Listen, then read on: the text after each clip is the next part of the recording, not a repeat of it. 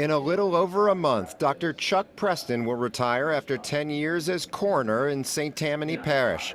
It's an important government office in the fastest growing area of the state. You know, when people think of the coroner's office, they think about death investigation. But we are so much more than just death investigation. A key part of the coroner's office is the sexual assault nurse examiner program, and St. Tammany's SANE program is in charge of the state's sexual assault response team handling investigations over a 5-parish area. That's when I stepped forward and volunteered St. Tammany Parish to be the lead entity because we were the only parish that really had this infrastructure already in place. On March 25th, Dr. Christopher Tape takes over for Preston as the coroner. But who is Topher Tape? He ran unopposed last fall and didn't have to campaign.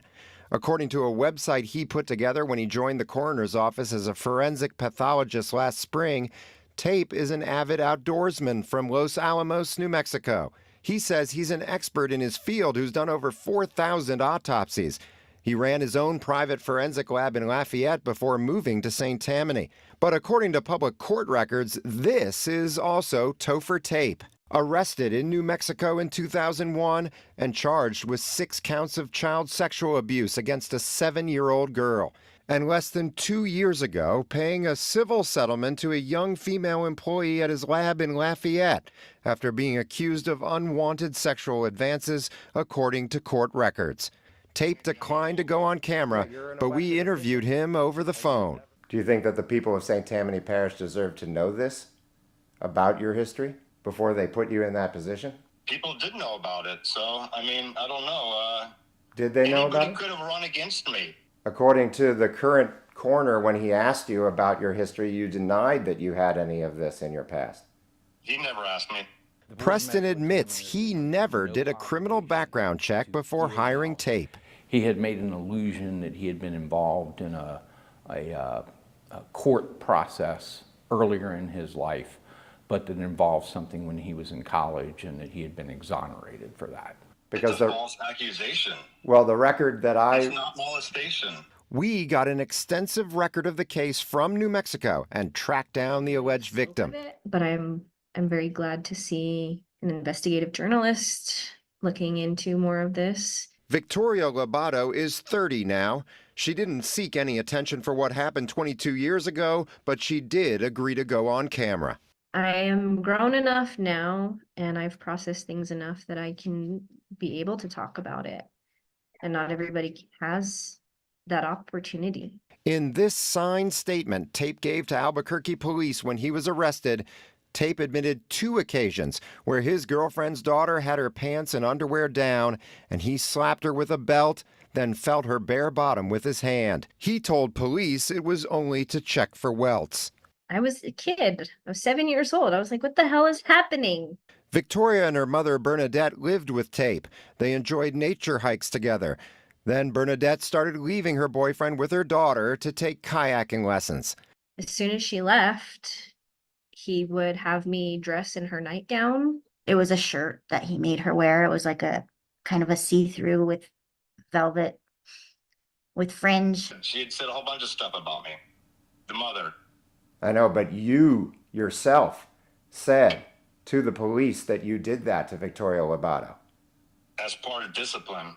So you contend that it's appropriate discipline of your girlfriend's daughter to pull down her pants, pull down her underwear, and spank her and then feel her bottom. As part of loco parentis, yes. In loco parentis, it means acting in place of a child's parent. Tape told police Bernadette gave him the okay to discipline her daughter and said she also spanked her with a belt on her bare bottom. I don't believe I ever spanked her at that age. Court records show an Albuquerque police detective testified to the grand jury that Tape also kept a shed full of fetish pornography magazines and videos that, quote, depict young teenage girls in pornographic photos and contain the same type of positions that Victoria had been put in. Like sadomasochism, like awful, gross material. What about these videos and Barely Legal and Kane magazines that are described in the court record of the case in New Mexico? Well, it's legal adult pornography that was in my locked shed that was brought out without any court warrant. Court records show Tape was arrested in July 2001, but wasn't indicted by a grand jury until August 2002. The court ruled the government caused a 14-month delay, violating Tape's constitutional right to a speedy trial, and threw out the indictment. If there's a case there, maybe there would have been a speedy trial. So you don't think that that's just a technicality? If you think the Constitution is technicality, you can think that. Well, there's a difference between somebody and let that indictment sit there for 14 months without doing anything. But from Victoria Lobato's perspective, the state of New Mexico failed her and her mother, who court records show moved to Colorado after the arrest for their safety. It's something that you carry on for most of your life. It's not really something that goes away, because I didn't get to walk away free. What would you like the people of St. Tammany Parish, Louisiana, to know about their newly elected coroner? I would like them to know that he is not the right person for this job. If you care about these children that have to go through these very hard experiences. This person is not right in the head to be in any position that he's been allowed to be in this far, much less go further. Further, all the way to elected office, overseeing sexual assault investigations across much of southeast Louisiana. So now you're going to be in charge of the SANE nurse program. You're going to be on this Region 9 task force. Yeah, I mean, because I know what a false accusation is like. But can you be fair to victims if you believe that it's inappropriate for them to know about this accusation against you?